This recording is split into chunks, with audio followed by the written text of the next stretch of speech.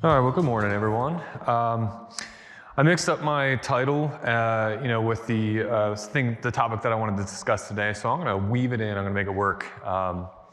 So again, like Patrick introduced, I'm AJ. I'm the owner of Cornerstone Remodeling, which is a remodeling company that I started about 12, 13 years ago, right here in Ellicott City, Maryland, about 40 minutes just due west of here. Started it very early on as a design build company. We had just a couple of employees and we continued to grow and grow that business. Now we sit at roughly 24, 25 employees across the business. And what I wanted to talk today about is a little bit about how we took our small remodeling company and took the strides to actually begin to grow it. But before I begin, I'll share a little story. It's kind of off topic, but ever since it was discovered in 1852 to be the highest mountain in the world, Mount Everest has exercised a hypnotic fascination for explorers. I took that quote out of a book done by Jim Davidson. He is a world-renowned, he's an author, he's a speaker, and he's also a very keen mountain climber. He's climbed over 100 of the highest peaks in the entire world. And of course, he had his eyes set on Mount Everest. It is the pinnacle of success for mountain climbers. I am no mountain climber myself. I've climbed a few in my days, Wasatch Mountains out in Utah, but I'm always enamored by how much physical training and mental training goes into climbing peaks that are much higher than the ones that I have even entertained. I have no desire to climb Mount Everest because there's this thing called the death zone. When you get up to about 8,000 meters, about 24,000 feet, once you go above that elevation, that elevation cannot sustain human life. Literally, your environment at that elevation is designed to kill a human being. And people still go up there. People still go up 29,000 feet. So Jim Davidson basically has this story in his book, The Next Everest. He talks about how this was what he wanted to go after. And in 2015, he decided to make the trek and summit Mount Everest. He got to base camp, made his way up to Camp 1. There's 4 camps that go up the western ridge of Mount Everest. It's one of the easier ways to climb. And when he got up to base Camp 1, the inevitable happened. A 7.8 magnitude earthquake struck Nepal and rocked Mount Everest, causing avalanches and rock slides all across the mountain. There were a lot of hikers that died that day. Jim Davidson and his team were safer at Camp 1 than there were hikers at base camp. And he tells this amazing story of survival, getting off of this mountain, becoming basically trapped because everything, the entire path getting up and down this mountain was completely destroyed. He makes it off the mountain and gets back home, and 2 years later decides that he's going to try it again, because he hadn't achieved that success yet, and he couldn't let it go.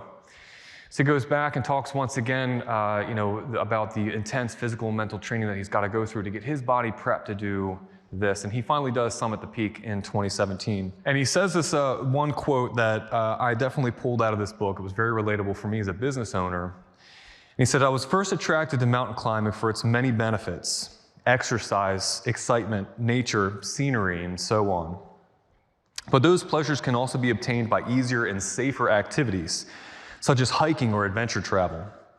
There are deeper reasons to climb. Most mountaineers I know, especially those who stick with it for many years, are moved and by a passion and a desire for continual self-improvement." A show of hands, how many people would love to see the remodeling business grow from where it is today, right? I mean, I think most entrepreneurs, most business owners, most managers of businesses want to see that business grow. So I equate a lot of what mountain climbers go through to get their bodies ready for making a successful climb to how I operate my business. And there were a couple of key things that I pulled away. There are 5 T's that I have instilled in my business that helped me get from my small remodeling company to where it is today, to where I can almost step back from my remodeling company and let it run on its own. So those 5 T's: you need a team. Who is going with you? Do not underestimate the culture change that happens when you grow your remodeling business. I certainly did. When I wanted to grow, I thought it'd be great for everyone, create more opportunities for people to make more money, to have a more illustrious career. But I found out that through growing this business that my culture was changing. I mean, it has to change. And there were employees of mine that were unsettled by that. They wanted to stay where we were because they liked it better then. Do not underestimate the toll that this will take on your team. So surround yourself with people that want to go in the same direction. You need a target. Where are you going? You got to find out what that target is. You got to find out, are you chasing a revenue target? Are you chasing a success target? Are you chasing a more work-life balance target? You need a trail. How in the world are you going to get there? One of the things that I learned is that there have been many businesses that have gone before me and done exactly what I want to do, right? They have trailblazed a path to get to that summit. And one thing that you do know when you hike or climb, when you have a trail, it's much easier to get where you're going. You need training. Who can you ask for advice? There's one thing I like to highlight a lot when I speak with other companies is that surrounding yourself with other individuals in the same industry is fantastic, especially when those individuals have great business acumen. Don't chase advice from people that just have a lot of money, because a lot of times you will get bad advice. Chase advice from people that have fantastic business acumen, someone that can actually help and cares about your business and cares about how you view growing your company. Remodeler's Advantage is here, and they are a phenomenal group. I don't know how many of you here in this room are part of RA, but they're a fantastic group, and they have a wonderful way of mind sharing ideas between various companies. And lastly, something I'll talk about a little bit more than the rest is you need the right tools. Of course, here we are at a tech conference, right? So why am I showing you a picture of a dinosaur? Well, when we're talking about implementing new tools, new technology for our businesses, we have to find the right stuff, right? We have to find the right tech. You don't want to go down some rabbit hole and try to find something that you find out in a year from now, you just got to scrap it all, right? So how do you find the right tools for your business? How do you find what right tech that you need to implement? And I always say, look at something that can help you scale, not look at something that can help you grow. There's a difference. Growth is linear. So the processes that we had, the tech that we were putting in our business were helping us grow, but they weren't helping us scale. Growth is linear. You can do more revenue, but you're also, as you increase that revenue, you're increasing your cost. You're not getting anything out of it. Scale is different. You can increase your revenue without increasing your costs. So we looked for tools that could help us do exactly that. Now, for an example, my kids, I've got 3 young kids. They are 11, 9, and 7. And I am no artist by any means. That gene skipped me. I can draw you a house, but I can't really draw much. But I can draw dinosaurs. I did not draw this one. I ran out of time. So I snagged this one from the internet. It's a Stegosaurus. It's my middle son's favorite dinosaur. And I used to draw him dinosaurs all the time. And I got to thinking, if I went away on vacation, or if I asked one of you guys to draw this dinosaur for my son, would you be able to do it? Would you be able to draw this Stegosaurus exactly how I did? I mean, I've perfected drawing Stegosauruses, right? But you guys have not. So if I asked you to draw this for my son, how would you do it? It would look a little different. You'd probably have to practice. It would take some time to really get that down. But what if I did this? You guys have seen this all on like the kids' menus at Denny's. You get a little scale, draw this picture on a bigger piece of paper, right? It's because when you apply a scale to something, when you apply specific boxes where specific things are designed to happen in a specific way, in a specific order, this can now be drawn by anybody who did not draw it the first time. It cuts down the process of learning how to draw a Stegosaurus. So now you guys can do that much quicker. And the reason why I bring that up is that as we looked at different processes for our remodeling company, we looked at how we could design repeatable processes. How can we design every aspect of our business around a repeatable process, something that can be done by someone who did not do it the first time? And I'll just highlight on these things here. Estimating. I used to estimate all my projects out of Excel, and I was pretty damn good at it. I could roll through an Excel estimate and get something out to my customers really, really quickly. I'd see a project, I would know what projects we've done in the past that were similar, and I could copy and paste and tweak things as I went along. Problem was, that wasn't repeatable. When I started hiring other people to send out estimates, they couldn't do it the same way that I did. I couldn't trust my system because it wasn't repeatable. So we moved our estimating system. I'm going to talk a little bit about CoConstruct today. I know there's probably some CoConstruct users, Builder-Trend users out here. We actually are using CoConstruct for a lot of our processes. So when we moved from Excel to CoConstruct, we now had templates that we could put together. I put my brain into that, right? So now when the estimates are going out the door for my business, it is as if I did them myself, but I didn't because it was a repeatable process. Lead tracking was our next one. And Bruce Case, Bill Milholland talked about it a little bit yesterday about how when you have all these new processes, you can't roll them all out all at once. You do need to take little chunks, sometimes little bites at a time to roll these out to your employees or else you're not going to get a good uptick. So we started with estimating and we got that process down. Then we moved over to lead tracking. Where are our leads coming from? Where are they going? When I was doing it myself, I was tracking them through Google Calendar. I was tracking them through QuickBooks and my email. It was a mess. So we came up with a lead tracking mechanism that allows us to export leads and track them, what we call a MOS sheet. It's an acronym. But it was a way that we could track every single job that came into our pipeline. We could figure out exactly where it was and who was responsible for the next step in that project. And we can hold them accountable. We have a weekly sales meeting. We print these reports and we'll go line by line, every single project, what is the next step, making sure that our customers are getting those contacts. The third one was selections. What a nightmare. So we're a design build company, so we do a lot of hand holding, a lot of designs for our clients, and we help them pick literally everything out. Problem was, all those selections were getting lost in emails, especially as we grew and we're doing more volume.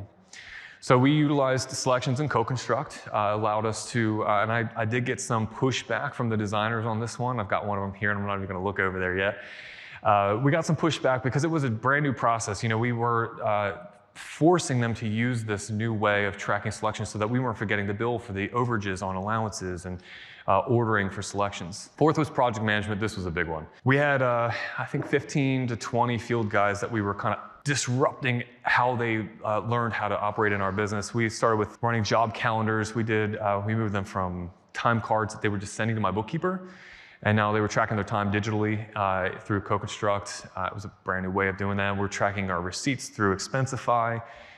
It's a great app for taking a photo of a receipt and it'll log it for my bookkeeper, digitizes it, it's fantastic. And we had to train our subcontractors on this as well. Budget first actuals report. So when you do all of this stuff when you're growing your company, I need to highlight specifically that you need to have an accountability process set up.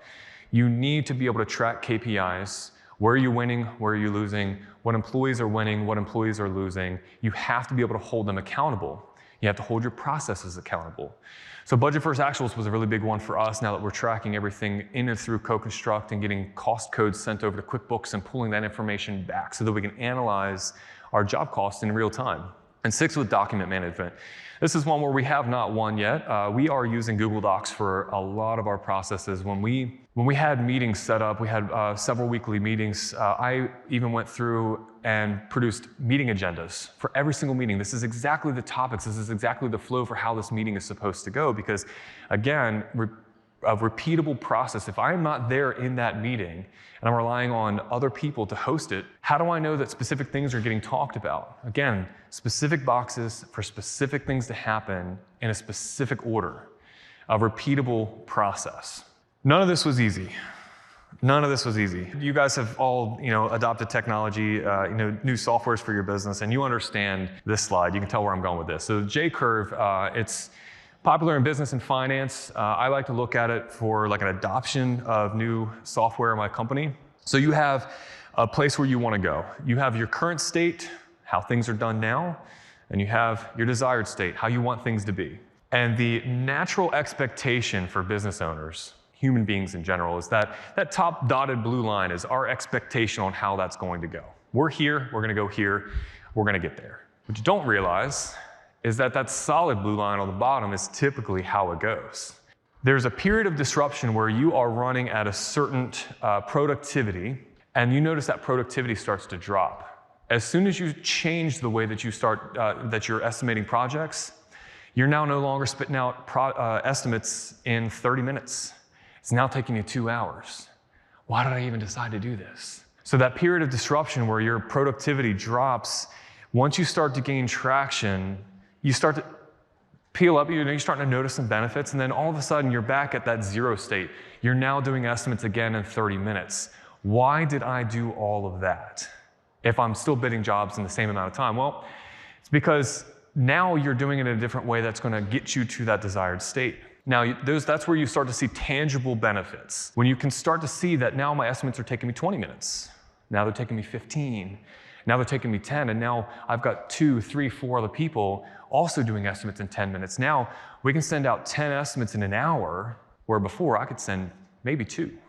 All right, so that's where your tangible benefits. Now that orange dotted line, that is if you are in a position where you're expecting this, and you have communication and specific things, plans in place for adopting this new technology, and you have a plan that you're going to instill, that orange dotted line is just showing how when you're prepared to take those steps and you have the right people in the org charts in place, that could be the expectation that you can limit that period of disruption. And I noticed that when I took small bites out of what we wanted to do with our processes. When we focused on one thing at a time, our period of disruption was much less. So where did that get us? Well, we had installed all of our processes. This was, I guess it was 2018 that we decided that we were going to grow the business. We installed our processes. We developed systems, specific boxes for specific things to happen in a specific order. We filled out our org chart. We made some hires, key personnel that we started to identify on our org chart. This is one tip. If you are looking to grow your business, and I don't know how many people have an org chart, I can't stress enough how important it is to have an organization chart. Map it out in PowerPoint, use one of the online tools, get an organization chart, and fill it out. What we do is we grade every single one of our employees. Yes, this happens. I've got a couple of them here. We grade every single one of our employees on attitude and performance. And we don't want any B players on our team. So we pay very close attention to the A and the A, right? Anytime that we notice a B pop up on our org chart, it flags it for us. What's going on? Why is their attitude dropping? Why is their performance dropping? Are they in the wrong position?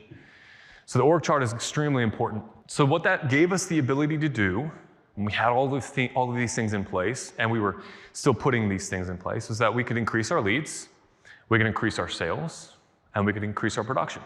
All according to plan, right? So in 2018, we were a $2 million annual revenue remodeling company. In 2019, we went to $3 million. Tangible benefits. 2020, we were shooting for 6. Does anybody know what happened in 2020? Ugh. Oh my gosh. My world got rocked. Now, we were here in Maryland. Maryland was half into the shutdowns, half out of the shutdowns. It was a really ambiguous time. Didn't really know what was going on. We thought it was illegal to drive sometimes. Not very clear messaging, but I don't think anybody really knew what was going on. This is a picture of Times Square in March of 2020. It's almost anxiety-inducing.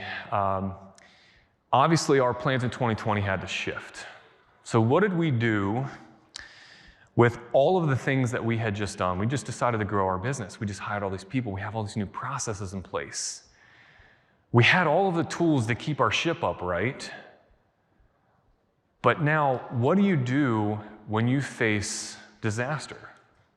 So what's a remodeling company to do in the face of disaster? And this is where that whole crystal ball comes into play, right? So if we had a crystal ball, could see 2020 coming, maybe we wouldn't have decided to grow just yet. Maybe we would have put those plans off, right? But we had already started something in motion, and we had 3 decisions to make. We could either retreat, go back. I hate that idea. We could hold, pause, don't do anything crazy, just sit here, but I felt like I was going to drown slowly if I did that. So the option 3 was punch it.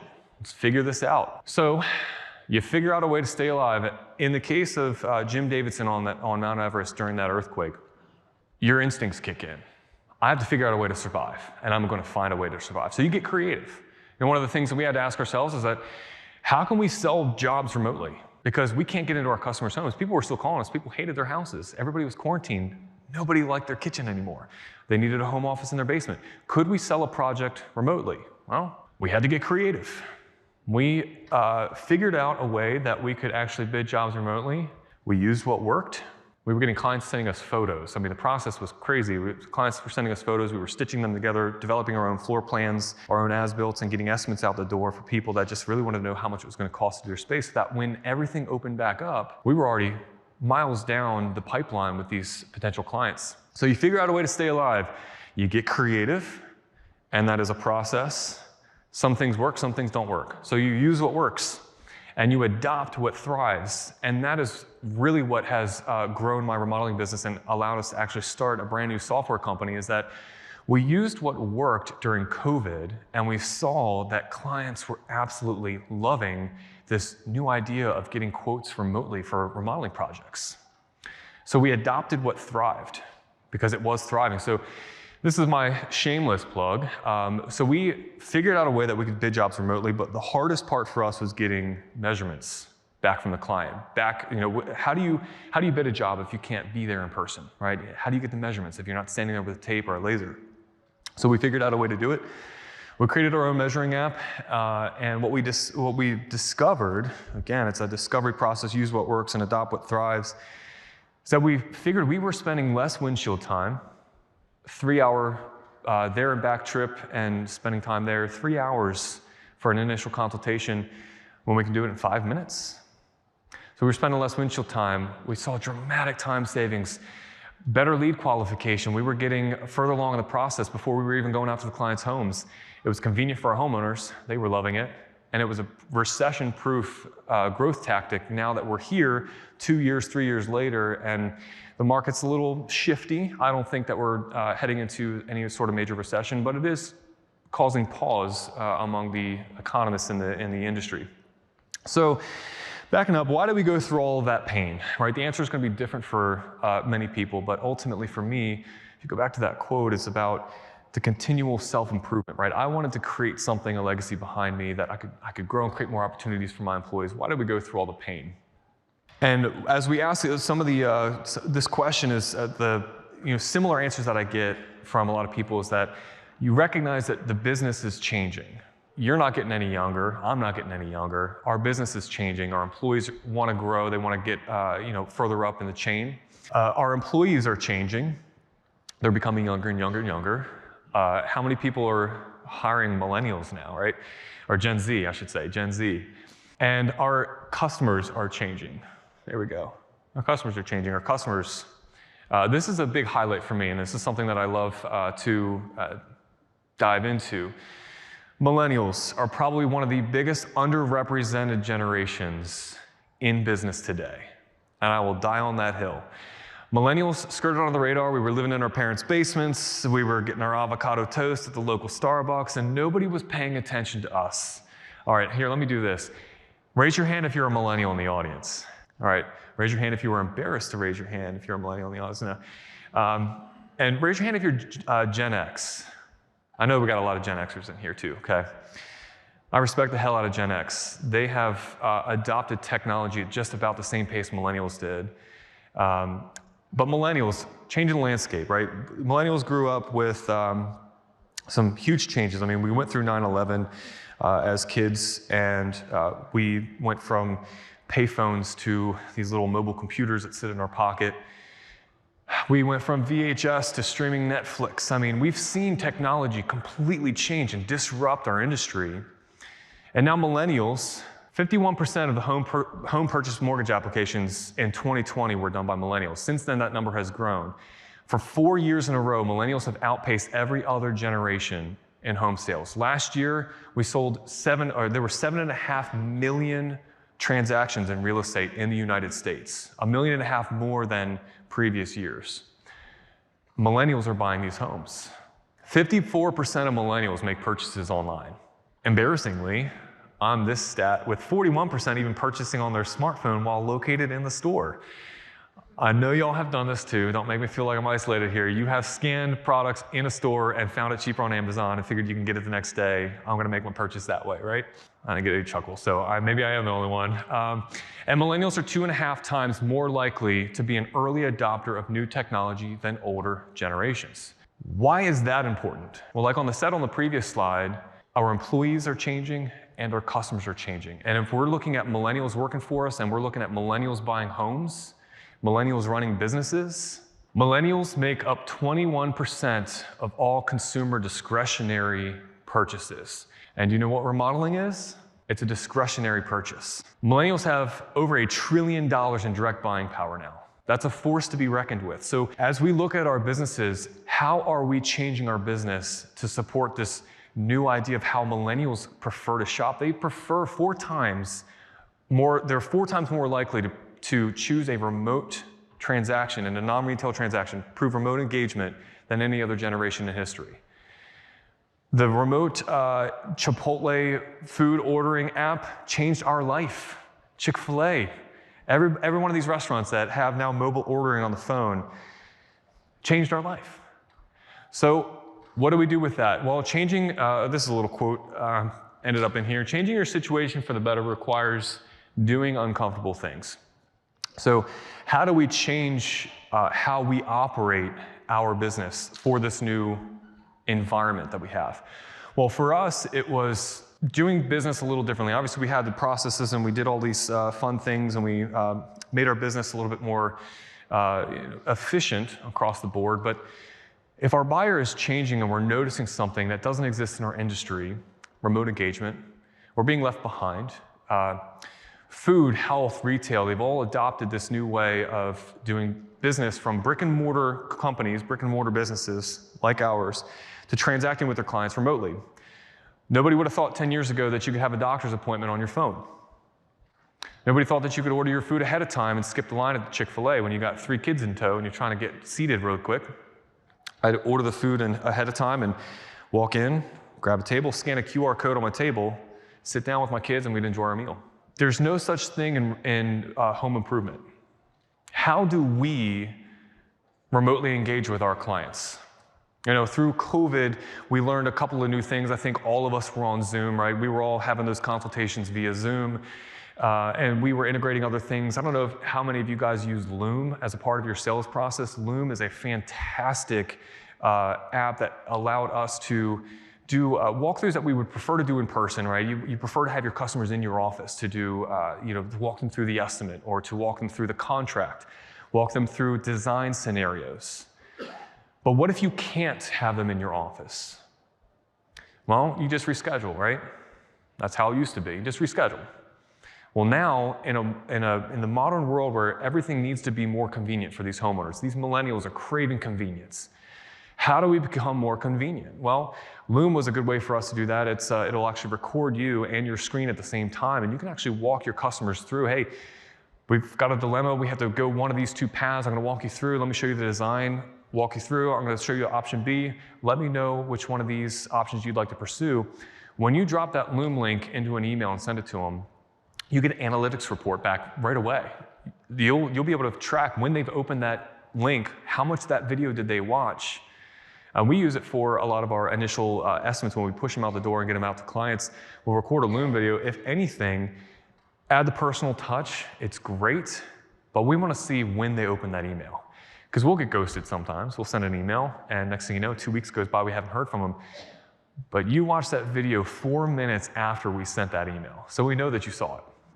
So Loom is a great tool. But yeah, how do we tweak our business, our brick and mortar business, to become more convenient for our buyers? For me, that was focusing on this newfound remote engagement solution that we came up with during COVID. Because of the growth that I was able to instill in Cornerstone and Cornerstone Remodeling, grow my business up, I was actually able to step away. We had created those repeatable processes, those boxes where specific things happen in a specific order so that something can be repeated by someone who did not do it the first time. Now I could step away, and I have a lot of fantastic people at Cornerstone keeping that operation alive, and it's thriving. I could now look at this new shiny object, Render, it's here. We're one of the sponsors out here. Come check us out and see us. Our idea for disrupting this industry is providing the first ever remote engagement solution.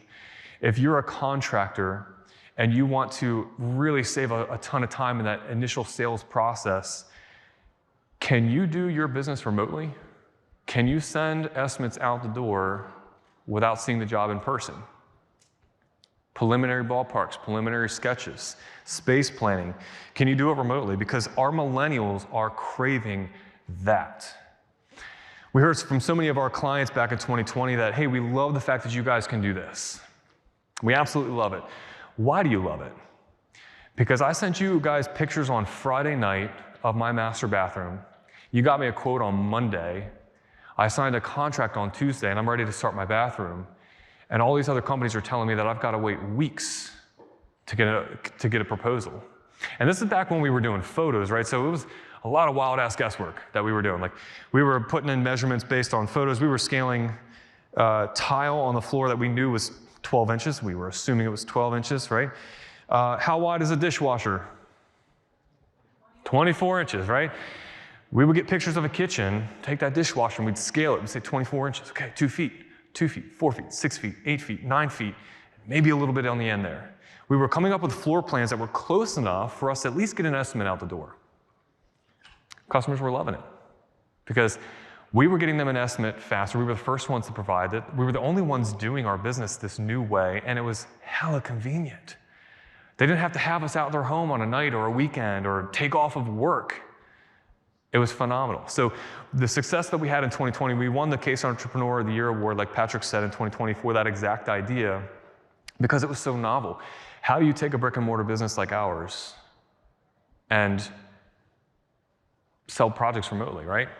So scaling your business is not easy. That J curve, it is real and it is painful. So as you adopt new processes and put them in your company, I would suggest that you do them one at a time. Again, take bites that you can chew and take bites that your employees can chew. Pay attention to how you can take a process and repeat it over and over and over again and it never gets lost, right? Better tech does make that journey a little easier. It takes a little bit off of that disruption period. And then of course, keep your head up. This quote here I got from a business coach. It said, business owners tend to keep their heads down to focus on their work, and as a result, they can easily run off course. One cannot simply focus on their feet, but on the path before them. This was crucial for me because I think as business owners, as entrepreneurs, we do get in a heads down mentality that we just gotta work. Contractors specifically, if we just work harder, we can make this work faster, we can make this work better. I can get more done if I just focus my efforts on what's in front of me, and just one step at a time, I'm gonna get this done. But I was implored to look up every once in a while, survey the landscape, see what's going on, see how my employees are feeling, see what's going on in the industry. And when I started to pick my head up, what I started to realize is that a lot of things are changing. I'm on a course, but a lot of the landscape, the scenery was changing around me. My environment was changing. And then we picked up on the fact that, we started to get calls and go on these estimates where these homeowners were younger than me. That never happens. I feel like I'm still young. I'm mid-30s now, so 35. I'm 35, so I'm not quite getting up to the 40 range. But when I would go out to jobs, especially when I started my company, it was 23, I think, when I started the business. Oh my gosh, people were looking at me like, hey, do you even know what you're doing? So now as I'm getting a little older, mid-30s, I'm looking at our homeowners that are younger than me. I'm like, how are you younger than me already? Like, how did you buy a house? How are you paying for this remodeling project? And then I started to realize, like, oh damn, everybody my age and even younger than me, they're starting to buy houses now. And now our buyer is not like my parents' age or Gen X age. Now my buyer is like my age. Our millennials are changing our landscape. So the better we get as this industry, and I love, Patrick, I can't tell you how excited I am that you guys are doing this. I hope you continue to do it year after year after year, because there's a stigma about contractors that I face, especially as we get into like venture capitalism. We're raising money for our new venture. And there's a stigma involved with contractors, and it is fierce. So contractors aren't smart enough to pick up technology. I actually heard that. I was given a pitch raising money. I don't know if you guys have ever done that, but it's the worst. Did like some Shark Tank style pitches, and I got up on stage and said, hey, I'm a contractor and I have this new software that I'm releasing to the public. Went through a whole entire pitch, and this investor comes up to me afterwards and says, hey, don't you think contractors aren't smart enough to use this? I'm like, buddy, whoa, hey. Did you miss the part where I said I was a contractor? I mean, come on. But it's a stigma about our industry that contractors just aren't smart enough to do all of these fun things that all these other industries, being immersed in the tech space now, I realize how far our industry is behind. And seeing all these great booths out here, seeing all these great sponsors, seeing Patrick and his team dedicated to these types of conferences where we're focused on agile systems and technology, I'll say. But when we're focused on getting our business in a position where we can actually change and adapt to a new climate, as our buyers are getting younger, our employees are getting younger, and we're not. So we have a brick and mortar type of industry that is very hard to change the way we do things, but I think that as we look to grow our companies and find out that technology can add so much efficiency and make those processes a lot easier to stomach, then I think what we'll start to do is change people's minds about the home improvement industry in general. So with that, I'm going to be leading a discussion group apparently. So if you guys have any other questions about the stats that I was showing up here with millennials and other things that I've done to grow my business that I didn't get a chance to talk about, and maybe find that extra slide, come see me in the breakout room to talk, but thanks for the time.